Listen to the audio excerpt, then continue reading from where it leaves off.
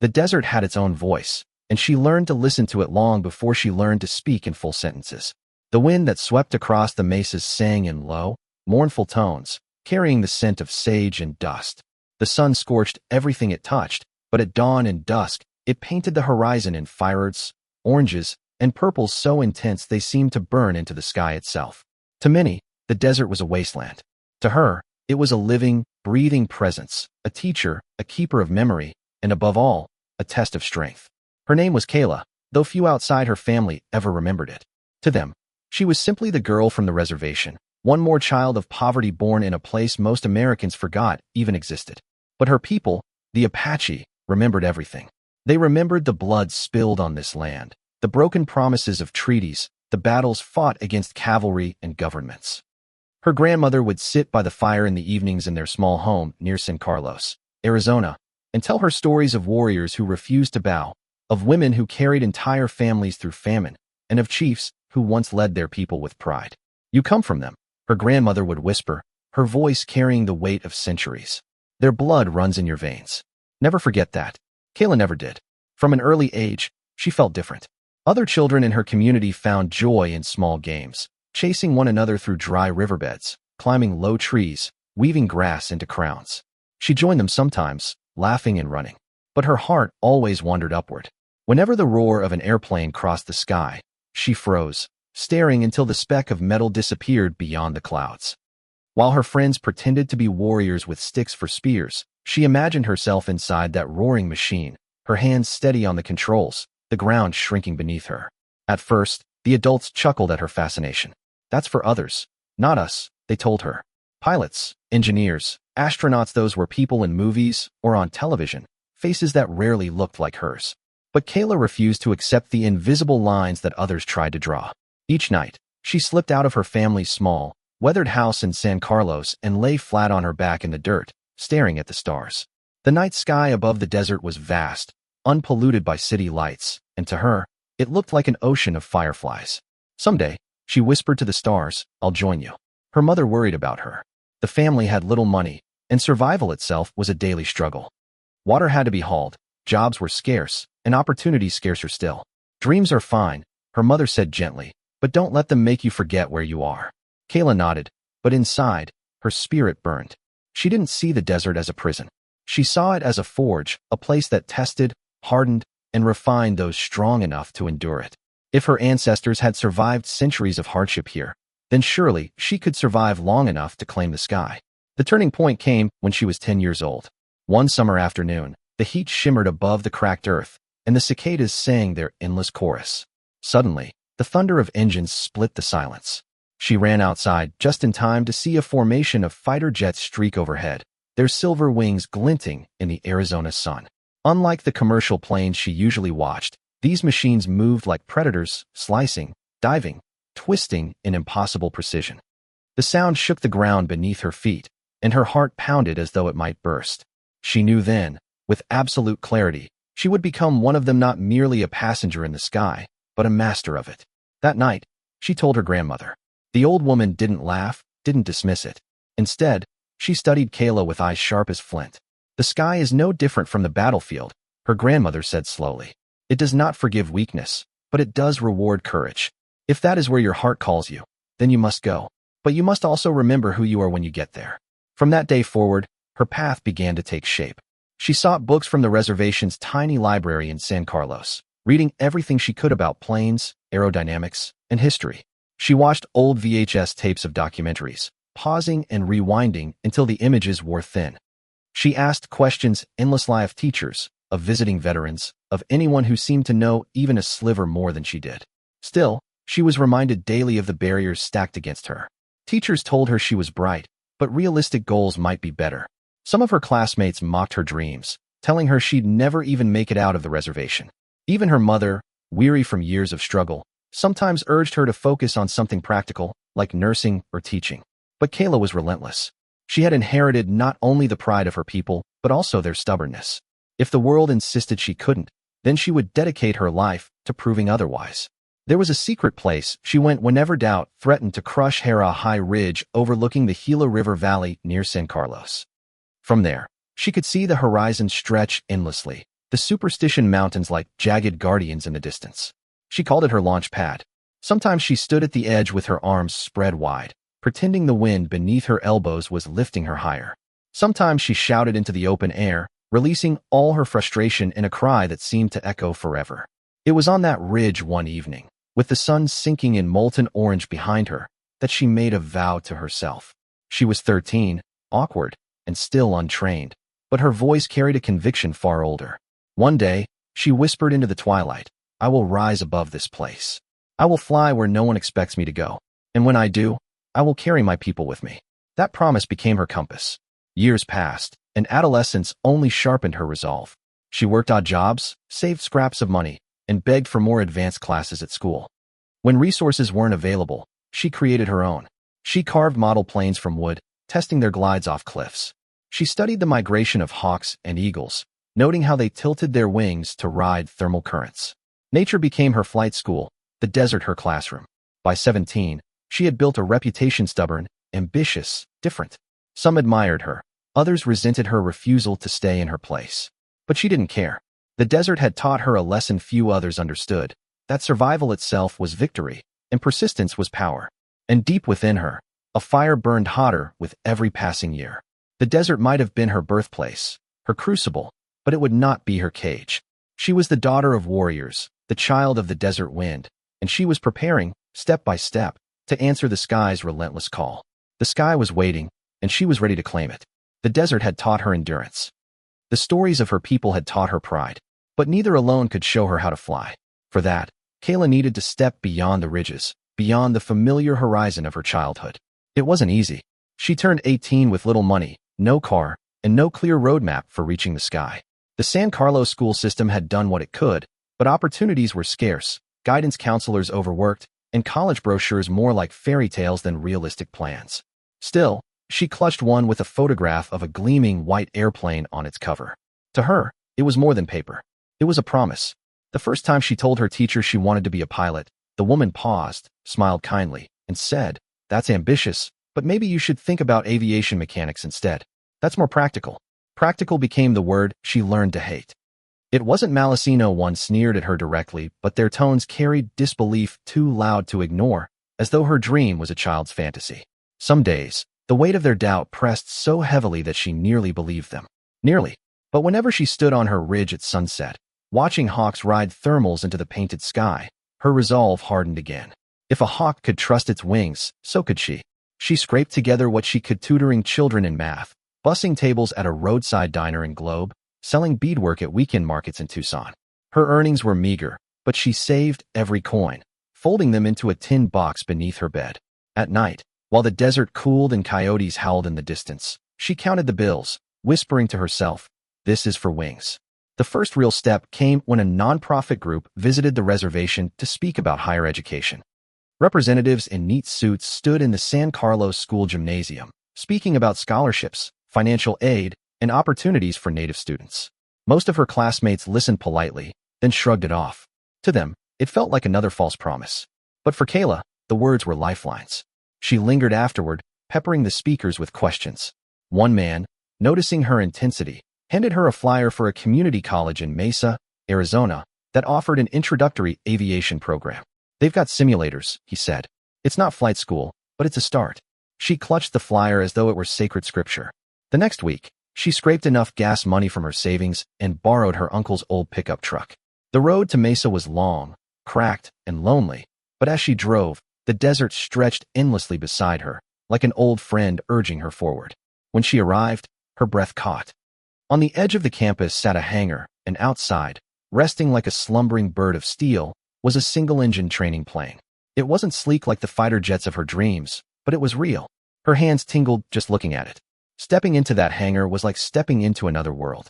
The smell of fuel and grease hung thick. Posters of aircraft lined the walls. A simulator hummed in the corner, its glowing screens alive with digital skies. Students in polo shirts and neat haircuts clustered together, laughing in groups. Kayla, with her worn jeans and braid, stood apart. She might as well have been invisible. During her first class, the instructor introduced aerodynamics: lift, drag, thrust, weight. She scribbled notes feverishly, her mind racing, while others yawned or doodled. She absorbed every word as though it were prophecy. But not everyone welcomed her enthusiasm. A boy in the row ahead leaned back and whispered to his friend, loud enough for her to hear, "What's she doing here? Bet she won't last a semester." The words stung, but she swallowed the pain. She had endured worse. The desert had no mercy for the weak, and neither would she. Her biggest challenge wasn't the coursework. It was survival. Gas money ran out quickly. Some days, she skipped meals to save what little she had. She slept in her truck more than once, curled beneath a thin blanket as campus lights buzzed overhead in Mesa. When fatigue clawed at her in class, she clenched her jaw and reminded herself of her vow. One day, I will rise above this place. Despite exhaustion, she excelled. Simulators became her sanctuary. Her fingers danced over the controls with an instinct that startled even her instructors. "You've got quick reflexes," one admitted reluctantly. "Not bad." Those words fueled her like firewood on cold nights. Still, the road remained brutal. By the end of the semester, her savings were nearly gone. Financial aid forms seemed endless, scholarships elusive. When she returned home to San Carlos for winter break, her mother looked at her with worry. "You've lost weight," she said softly. "Maybe it's time to be realistic." There it was again. Realistic. But this time, Kayla refused. "I can't stop now," she said firmly. "If I stop, I'll never forgive myself." Her grandmother, listening quietly, finally spoke. "The hawk cannot learn to fly if it never leaves the nest. Let her try. The desert will always be here, but the sky won't wait forever." Those words carried her through the next term. One spring afternoon, she finally touched a real cockpit for the first time. A volunteer instructor allowed students to climb inside a grounded training plane. As she slid into the pilot's seat, her pulse thundered. The panel of dials, switches, and gauges looked like a foreign language, yet her hands hovered above them with reverence. She pressed her palms against the yoke, imagining the force it could command. For a fleeting moment, she wasn't a poor reservation girl. She was a pilot, a master of the sky. Tears stung her eyes, though she blinked them away before anyone noticed. From then on, the dream no longer felt distant. It was tangible, within reach, but also heavier with responsibility. The second year was even harder. Tuition bills piled high. Her truck broke down twice, forcing her to hitch rides. She washed dishes at night in Mesa, studied until dawn, and sometimes collapsed into sleep with books still open in her lap. There were nights when despair clawed at her chest, whispering that the world was too heavy, the odds too steep. But then came the moment that changed everything. During an aviation event at the college, a retired Air Force pilot gave a guest lecture. He was tall, broad-shouldered, with a voice that carried command. He spoke of missions overseas, of the discipline and courage required to fly fighter jets. As he described the thrill of breaking the sound barrier, Kayla leaned forward, her heart racing. Afterward, while others drifted away, she approached him. "Sir," she said, her voice trembling, "how does someone like me become a pilot?" He studied her. "Someone like you? I'm from a reservation. I don't have money. I don't have connections. All I have is this dream." For a moment, he said nothing. Then his eyes softened. "Dreams are the fuel, kid. But fuel burns out unless you've got an engine to carry it. If you're serious, look into the Air Force. They'll test you, push you harder than you think you can stand. But if you've got the heart, they'll give you wings." Her breath caught. The Air Force. It sounded impossible, but also like destiny. That night, she sat on her ridge again, staring at the stars over the Gila River Valley. The words echoed in her mind. "They'll give you wings." For the first time, she saw a real path, not just daydreams, not just simulators, but a way forward. A way into the very sky that had called to her since childhood. The desert wind brushed against her cheeks, almost as if in blessing, and with her eyes on the heavens, she whispered, "I'm coming." The first day of Air Force training at Luke Air Force Base near Phoenix was nothing like she imagined. When the recruiter first told her she'd need to survive boot camp before she could even smell jet fuel, she thought of it as a hurdle, unpleasant, but temporary. She had no idea just how much the military would test her. The desert had hardened her spirit, yes, but nothing had prepared her body for the relentless storm of drills, marches, and shouted commands. From the moment the bus rolled into the base, she was swallowed into a whirlwind. Uniforms, barked orders, endless lines. She stood straight, her braid tucked tight beneath her cap, trying not to tremble as instructors stalked the rows like hawks. Eyes forward. Move, move, move. Her boots ached by the first night. Her arms burned from push-ups. Her legs screamed from runs she hadn't known she was capable of finishing. Sleep came in thin slices, interrupted by whistles before dawn. But deep inside, she clung to one truth.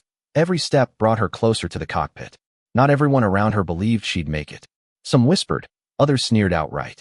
Out of 50 recruits in her group, only 2 were women, and only 1 came from a background like hers.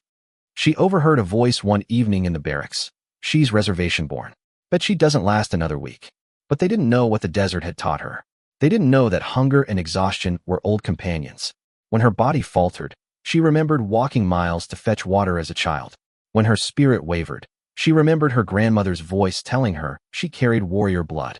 And every time her lungs felt ready to burst, she imagined the roar of a jet engine carrying her higher, higher, higher. By the end of boot camp, she had earned something precious: silence. The sneers quieted. The whispers died. She hadn't just survived, she had thrived. Her drill sergeant, a man of stone who rarely smiled, gave her a single nod as the weeks ended. It was small, but it was more than she had ever expected. Then came the moment she had been waiting for: flight school at Shepherd Air Force Base in Texas. The day she saw her first T-6 Texan II trainer plane gleaming in the morning sun, her breath caught. Sleek, silver-white, with wings that looked like they could slice the sky itself. It wasn't a fighter jet, not yet, but it was the doorway to that future. "Get in," her instructor ordered. She froze. The cockpit loomed before her like a temple. Climbing the ladder, she slid into the seat. The smell hit her first, a mix of oil, leather, and metal warmed by the sun. Panels of gauges stretched before her, switches and dials that seemed endless. She strapped in, her hands trembling against the harness. "Breathe," the instructor said through the headset, his voice calm, steady. "Every pilot's first time feels like standing on the edge of a cliff. But remember, the aircraft doesn't want to fight you. Work with it." The engine roared to life beneath her, vibrating through her bones. Her heart raced, pounding so hard she thought it might break through her chest. The plane rolled forward, slow at first, then faster, wheels bouncing on the runway, and then left. The moment the ground fell away beneath her, tears blurred her vision. She was no longer a girl staring at the sky from the reservation. She was inside it, above it, carving her place among the clouds. The cockpit hummed around her, alive, and she felt alive with it. Her instructor's voice cut through her awe. "Focus. We're not here to sightsee. Hands steady, feel the air." She gripped the stick, adjusting, learning how every small movement shifted the aircraft's path. At first, she overcorrected, jerking the plane. Her instructor grunted but didn't intervene. She steadied her breath, eased her grip, and tried again, this time smoother. The plane banked left, wings tilting, sun blazing off the canopy. She gasped, half fear, half exhilaration. When they landed, her legs shook so hard she nearly stumbled down the ladder. But her eyes glowed. She was in. The weeks that followed were brutal. Flying was not just about passion, it was about discipline, precision, endurance. Every day began before sunrise, every hour filled with ground school, simulators, or real flight time. The workload was relentless, the expectations merciless.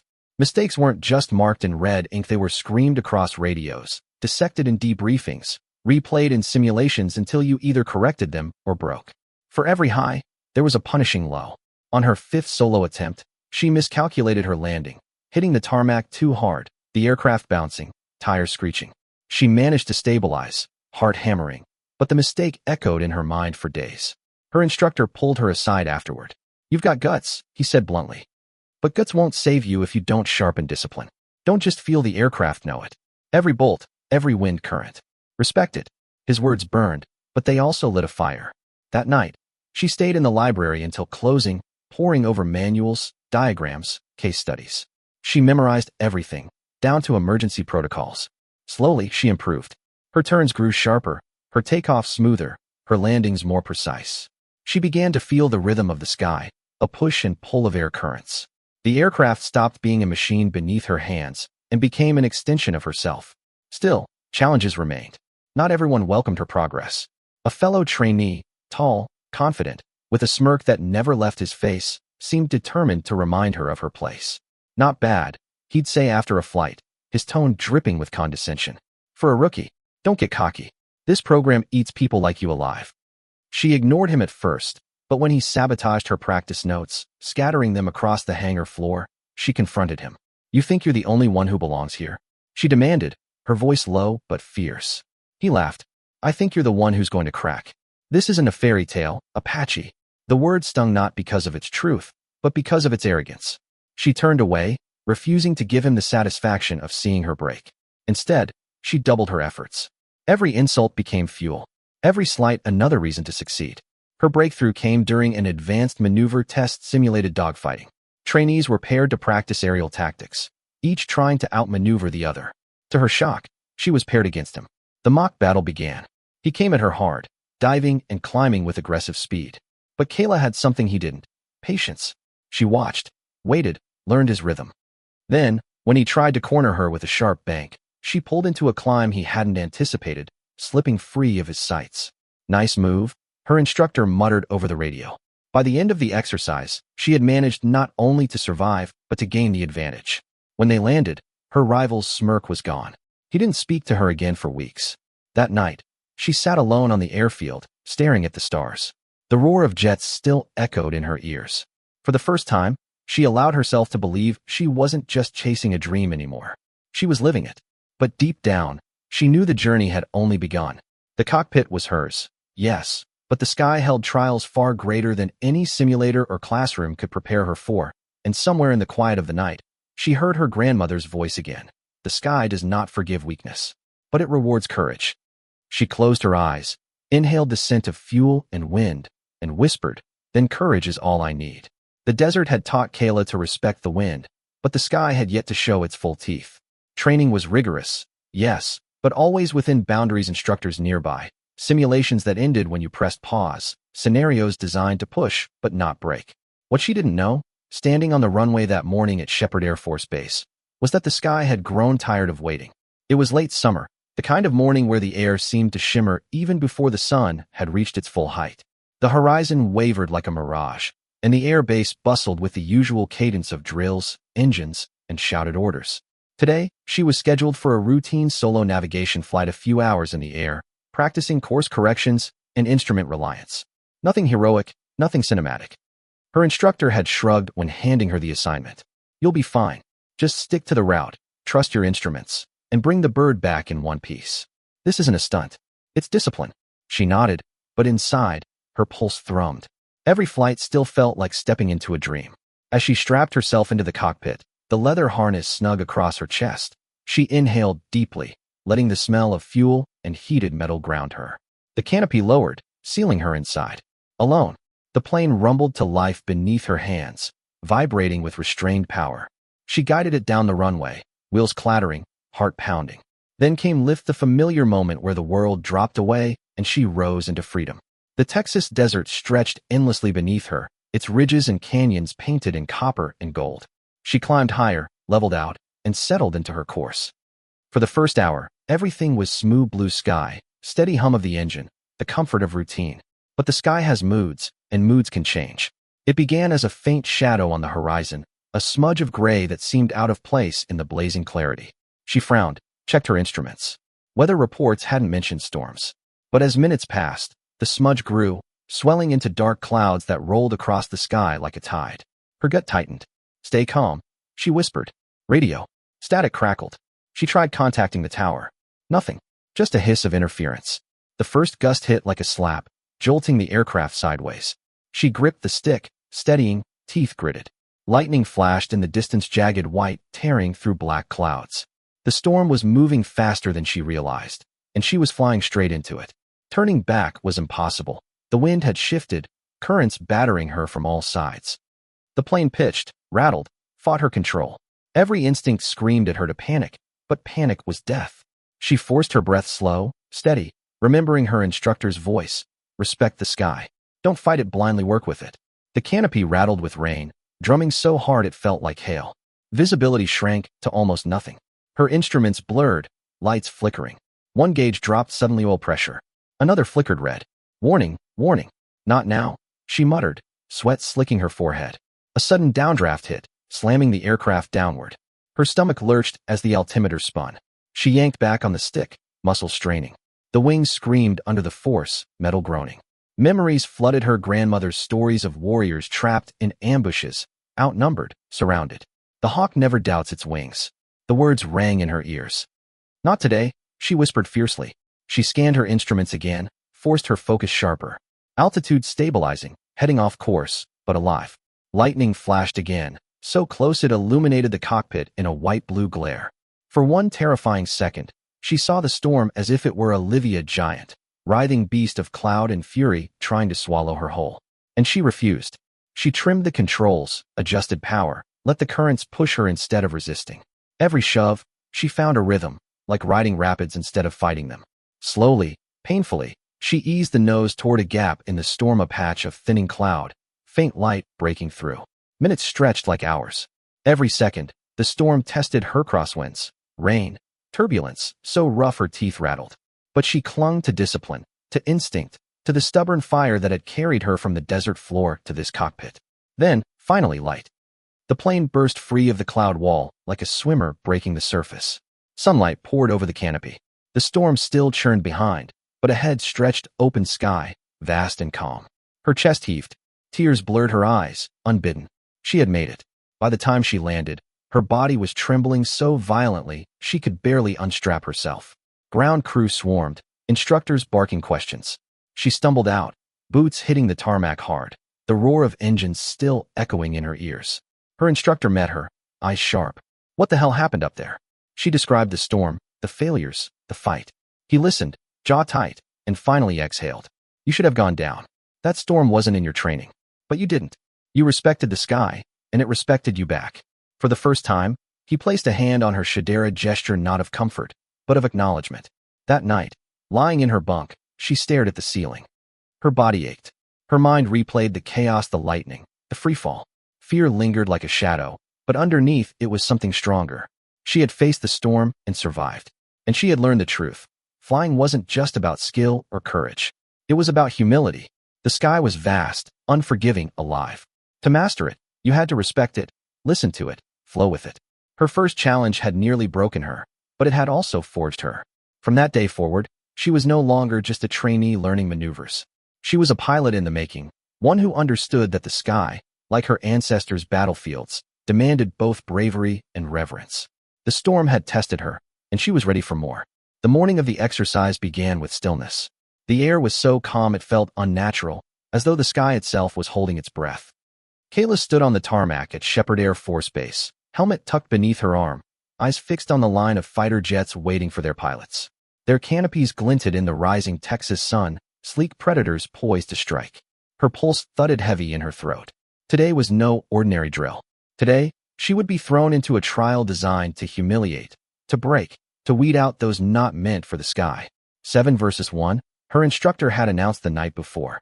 His tone had carried no sympathy, no doubt, just fact. You'll be outnumbered. They'll push you. They'll hunt you. The objective isn't to win. It's to survive long enough to prove you belong up there. Survive. The word echoed in her mind. Around her, the other pilots strapped in, smirking as they noticed her. One in particular, Brandon, the tall, cocky trainee who had mocked her since day one, leaned from his cockpit and gave her a mocking salute. Hope you've got your parachute packed tight, Apache, he called, voice dripping across the comms. Laughter rippled among the others. 7 against 1. It wasn't training. It was blood sport. Kayla inhaled deeply, drawing strength from memory at desert winds of San Carlos, her grandmother's stories, the hawk riding thermals against impossible odds. She climbed into her jet, strapped in, and sealed the canopy with a hiss. Inside, the world became a cocoon of dials, switches, and silence, broken only by the rising hum of her engine. Control to all units. The voice crackled in her headset. Scenario start in T-60 seconds. All combat rules simulated. Weapons non-lethal. Engagement limit 30 minutes, or until single unit failure. Good hunting. Good hunting. Her grip tightened on the stick. Her mouth was dry.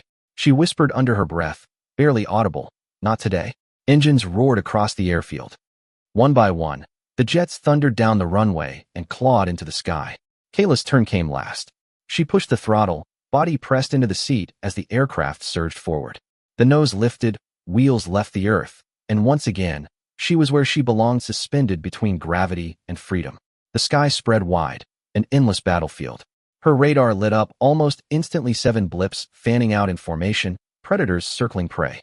Apache, Brandon's voice crackled in her headset, better keep up. We won't go easy just because you're the underdog. I don't need easy, she replied, steady. I just need the sky. Silence answered. Then the attack began. The first jet dove from above, fast and ruthless. She rolled hard right, the G-forces pressing her chest, vision narrowing as the horizon spun. The jet missed, streaking past.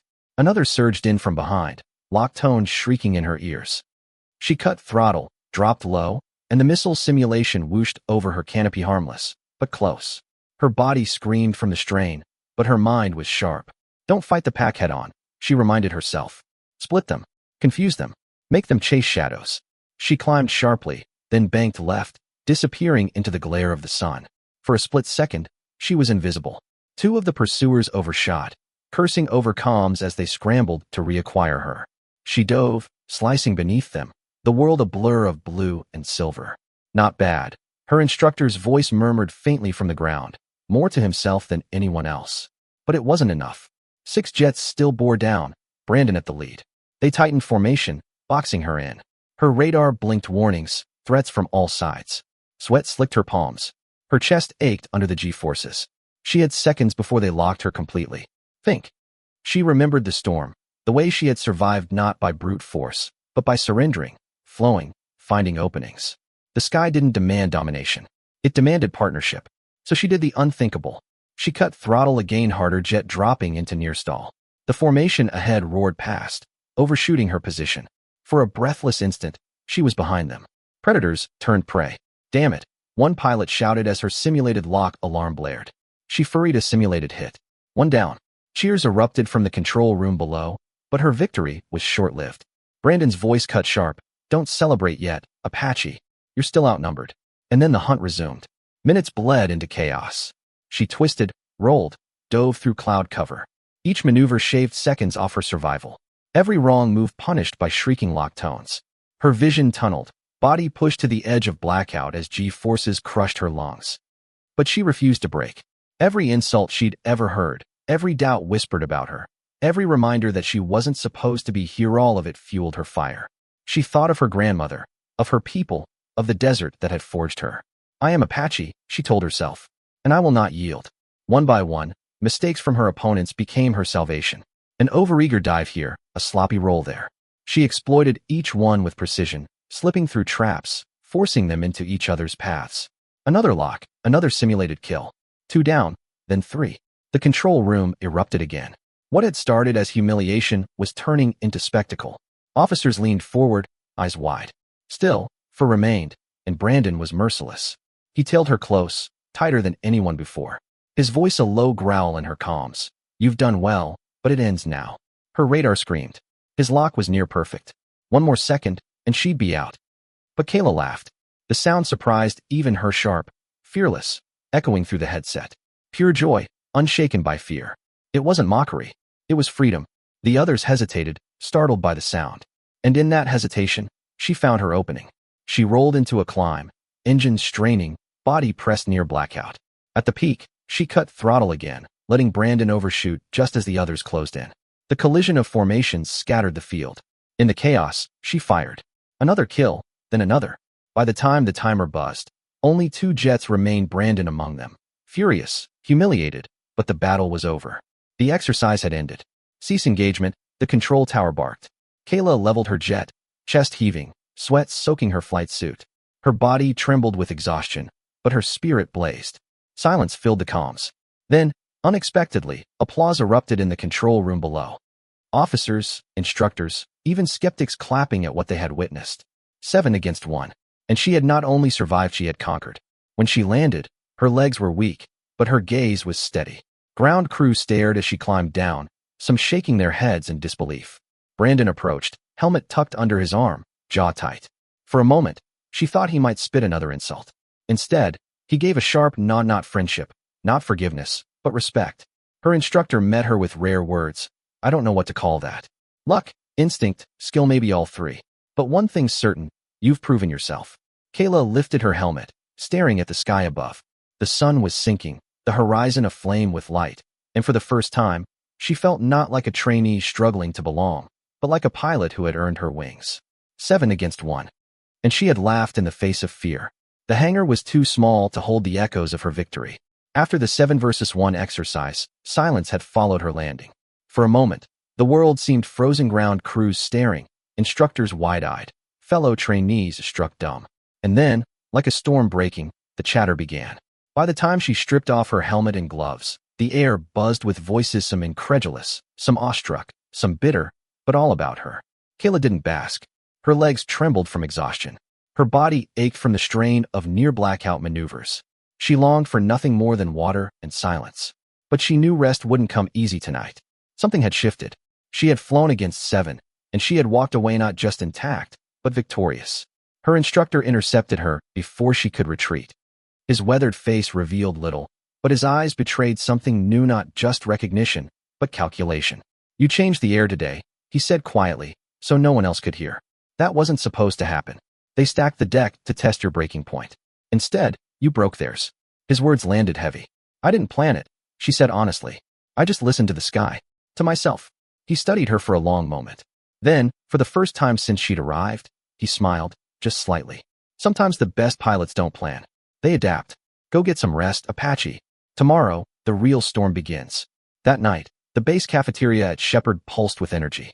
Pilots replayed the dogfight in loud voices, hands carving arcs in the air, imitating her impossible rolls and dives. Some laughed, retelling Brandon's near collision with glee. Others sat sullen, refusing to join the chorus.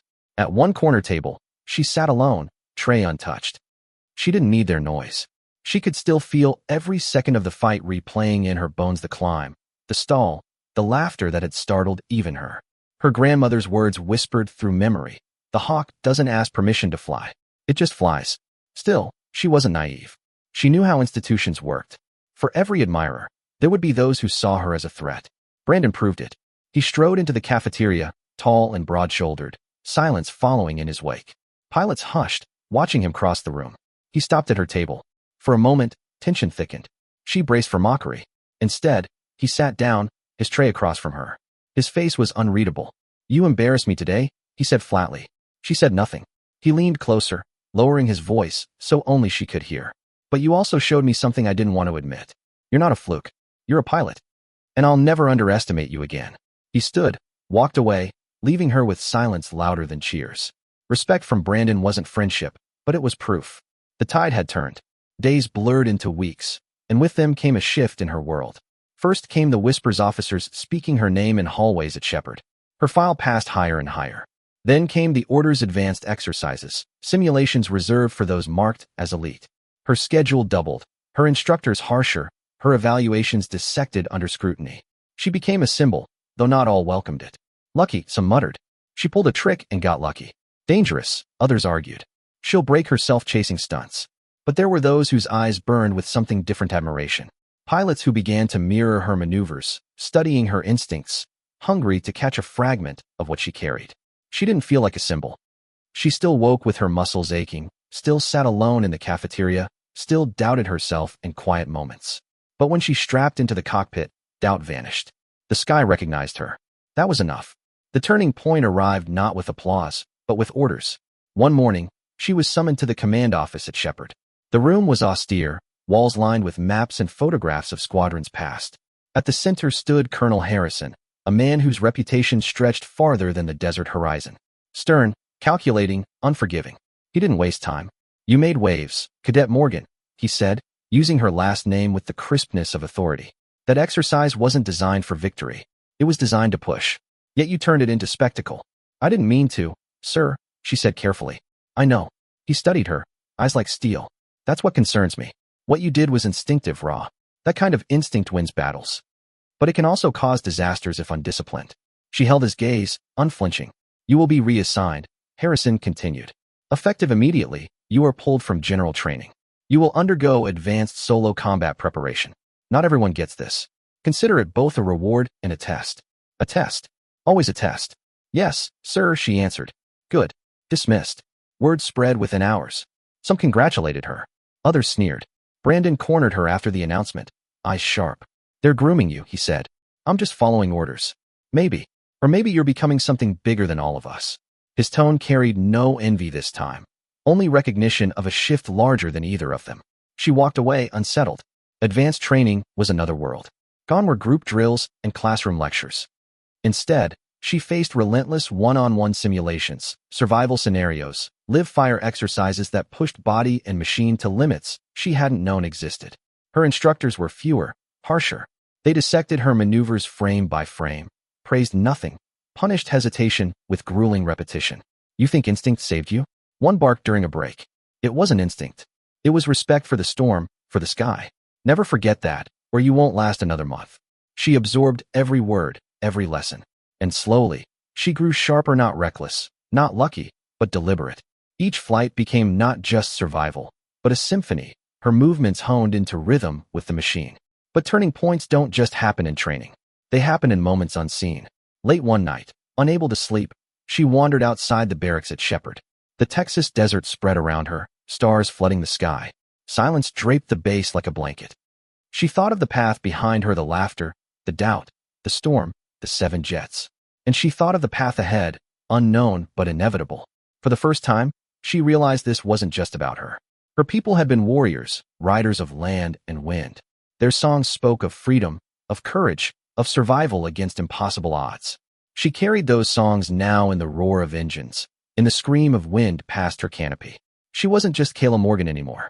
She was Apache in the sky, and the world was beginning to notice. The true confirmation came weeks later. During a base assembly, Harrison addressed the trainees. His voice carried over the crowd, sharp as steel. Today, we acknowledge excellence. One among you has risen beyond expectation. One has faced overwhelming odds and proven not only capable, but exceptional. Cadet Morgan stepped forward. A hush fell. Hundreds of eyes followed her as she walked to the stage. Harrison pinned a new insignia to her uniform, the mark of advancement, of recognition. This is not just for her, he said to the crowd. This is for all of you to remind you what is possible when discipline meets courage. Remember her name, because you'll be hearing it again. The hall erupted with applause. Some clapped grudgingly, others with genuine fire, but the sound washed over her all the same. For the first time, she allowed herself to stand tall, shoulders squared, chin lifted, not in arrogance, but in acknowledgement. The turning point was here. No longer the underdog, no longer the quiet girl mocked at the edges. She had become something more, a storm on the horizon, a hawk in the sky, an Apache who had faced 7 and now carried the weight of history on her wings. The desert sun bled gold across the horizon when she strapped herself into the cockpit again at Luke Air Force Base. It had been weeks since the infamous 7-against-1 trial, yet the echoes of that day still clung to the air. Pilots whispered her name in mess halls. Instructors studied her maneuvers like sacred texts, and command watched her with a mix of awe and caution. But Kayla knew that recognition was never a finish line. It was a gate, and beyond it waited another storm. This time, it would not be an exercise. The orders came with the precision of military routine, a simulated combat operation, high risk, designed for advanced trainees. She would be placed against a squadron of fighter jets, not mock opponents like before, but seasoned pilots acting with full force, their intent to test her limits under near-real battle conditions. It was madness. She knew it. Everyone knew it. You'll burn out up there, one mechanic muttered as he ran checks under her jet. This isn't training. This is slaughter. But when she met his eyes, she smiled softly. Then let's see how long it takes them to slaughter me. The briefing room was heavy with tension. Commanders laid out the parameters. The jets would move to intercept at range. She was tasked with surviving, just surviving. But survival wasn't what lit her veins. She remembered her grandmother's voice, carried through memory like the desert wind. The hawk does not survive. The hawk rules the sky. She had no intention of being prey. The launch was thunder. The jet shuddered as its engines clawed at the air, lifting her toward the fading light of dusk. The radio crackled with clipped voices, but she tuned them out. Her world shrank to the canopy view, the horizon stretching infinite before her. For a moment, as the earth fell away, peace washed over her. The desert stretched endless, painted in amber and shadow. The hum of the machine beneath her felt like heartbeat and drum, a rhythm as old as her people. Then the warning tone screamed in her headset. They were here. 7 jets cutting through the sky like blades. They came at her with ruthless coordination, fanning out in practiced formation, predators closing on prey. But she wasn't prey. Her hands moved before thought, banking hard, dropping low, weaving through the glare of the setting sun. The jets surged after her, their engines howling. The sky became chaos, streaks of metal and smoke, roars and screams of velocity. They tried to pin her down, but she slipped between their angles, rolling, stalling, diving with terrifying precision. Each second she lived was another second stolen from their certainty. And as the chase dragged on, something wild stirred inside. Her fear had no place here. There was only exhilaration. Then it happened. At the height of the pursuit, when the 7 jets tightened their noose and the radio erupted with frantic shouts, a sound burst from her throat. Laughter. It startled even her at first, bubbling, fierce, untamed. It poured from her like fire, spilling into the radio waves, echoing across the sky. Not nervous laughter, not mocking. Pure joy. The joy of flying beyond fear. The joy of being exactly where she was meant to beat the center of the storm, dancing on its edges. Her laughter sliced through the tension, sharp as lightning, and everyone heard it. In control towers, operators froze, listening. Instructors exchanged wide-eyed glances. Even the jet pilots, seasoned and disciplined, faltered. What the hell? One voice snapped through the comms, half shaken, half furious. But the sound continued, wild and fearless, filling the air with something no maneuver could match. Her laughter was defiance. It was declaration. It said, "You cannot break me. You cannot catch me. I belong here, and I will not fear you." The battle became performance. She toyed with angles, turning near misses into impossible escapes, weaving so close to the jets that pilots cursed in disbelief. She vanished into the glare, reappeared with daring rolls, forced them into collisions with her own strategies, and all the while, the laughter continued. It wasn't constant, but it returned at moments of highest danger when the chase narrowed to a breath's width, when a stall became a dive, and a dive became salvation. Each time it returned, it struck like thunder. By the time the exercise ended, her enemies weren't chasing her. They were fleeing her shadow. When she landed, silence blanketed the base. The engine slowed. The machine sighed, and she climbed down with trembling legs. She expected reprimands, accusations, demands for explanations. Instead, she was met with stares not of disbelief this time, not even of respect, but something larger, something harder to name. It was the look people gave not to pilots, but to legends. That night, the story spread faster than wildfire. Pilots who had flown against her spoke in hushed tones. She laughed, they said, shaking their heads. Right in the middle of it, like the sky belonged to her. Mechanics told it differently.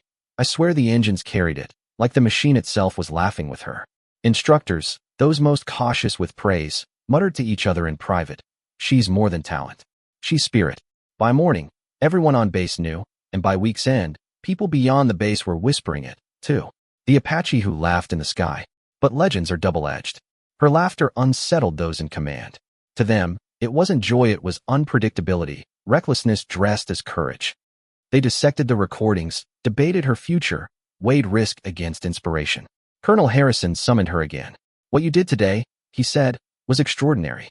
And dangerous. I didn't plan it, sir, she admitted. It wasn't strategy. It was truth. I wasn't afraid. He studied her for a long time. Then his expression softened, just slightly. Fearless pilots burn out fast. But fearless pilots also win wars. The question is, which will you be? She didn't answer. She didn't need to. The sky would decide. What she didn't know was that her laughter had already escaped the walls of the base. Somewhere, a recording leaked a grainy audio file of her voice, carried on the wind above vengeance.